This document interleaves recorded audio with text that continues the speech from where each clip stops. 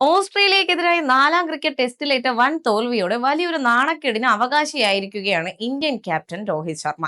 ഒരു കലണ്ടർ വർഷത്തിൽ ഏറ്റവും അധികം ടെസ്റ്റുകളിൽ തോൽവി ഏറ്റുവാങ്ങിയ രണ്ട് ഇന്ത്യൻ ക്യാപ്റ്റന്മാരിൽ ഒരാളായിരുന്നു മുൻ ബാറ്റിംഗ് ഇതിഹാസം സച്ചിൻ ടെണ്ടുൽക്കർ.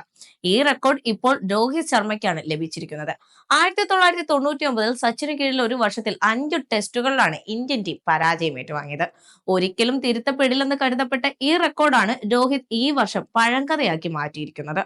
6 ടെസ്റ്റുകളിലാണ് ഈ വർഷം ഇന്ത്യൻ ടീം തോൽക്കാനിടയായത്. ഈ വർഷം ഇന്ത്യയുടെ ആദ്യത്തെ ടെസ്റ്റ് പരമ്പര ഇംഗ്ലണ്ടിനെതിരെയായിരുന്നു. 5 ടെസ്റ്റുകളിലാണ് ഇംഗ്ലണ്ടുമായി രോഹിത് ശർമ്മയും സംഘവും ഏറ്റുമുട്ടിയത്. ജനുവരിയിൽ ഹൈദരാബാദിൽ നടന്ന ടെസ്റ്റിൽ ഇന്ത്യയെ ഇംഗ്ലണ്ട് വീഴ്ത്തുകയും ചെയ്തു. 28 റൺസിനാണ് ബെൻ സ്റ്റോക്സിന്റെ ടീം ജയിച്ചത്. എങ്കിലും ഈ പരമ്പര സ്വന്തമാക്കാൻ ഇന്ത്യക്ക് സാധിച്ചു.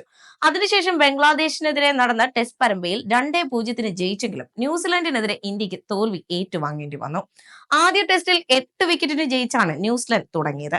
രണ്ടാം ടെസ്റ്റിൽ 113 റൺസിനും അവർ ഇന്ത്യയെ തോൽപ്പിച്ചു. അതിനുശേഷം മൂന്നാമത്തെയും അവസാനത്തെയും ടെസ്റ്റിൽ 25 റൺസിന്റെ ജയവുമായി അവർ ഇന്ത്യയെ വീണ്ടും തോൽവിയിലേക്ക് തള്ളിവിട്ടു. സ്വന്തം നാട്ടിൽ ഒരു ടെസ്റ്റ് പരമ്പരയിലെ മുഴുവൻ മത്സരങ്ങളിലും ഇന്ത്യൻ ടീം പരാജയപ്പെട്ടതും ഇതാദ്യം തന്നെ. തുടർന്നാണ് ബോർഡർ ഗവാസ്കർ ട്രോഫിക്കായി ടീം ഇന്ത്യ ഓസ്ട്രേലിയയിലേക്ക് എത്തിയത്.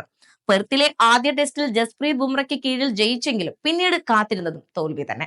രോഹിത്തിന്റെ കീഴിൽ അഡ്ലൈഡിലെ പിങ്ക് ബോൾ ടെസ്റ്റിൽ ഇറങ്ങിയ ഇന്ത്യയെ ഓസീസ് 10 വിക്കറ്റിനാണ് തോൽപ്പിച്ചത്. ഇതോടെ 5ാം ടെസ്റ്റ് തോൽവിയുമായി സച്ചിൻ ടെണ്ടുൽക്കറുടെ ഓൾ ടൈം റെക്കോർഡിനൊപ്പം രോഹിത് എത്തുകയും ചെയ്തു. ഇപ്പോഴിതാ മെൽബണിലെ 4ാം ടെസ്റ്റും തോറ്റതോടെ 6ാം പരാജയവുമായി രോഹിത് മോശം ക്യാപ്റ്റന്മാരുടെ ലിസ്റ്റിൽ തലപ്പത്തിലേക്ക് എത്തിയിരിക്കുകയാണ്.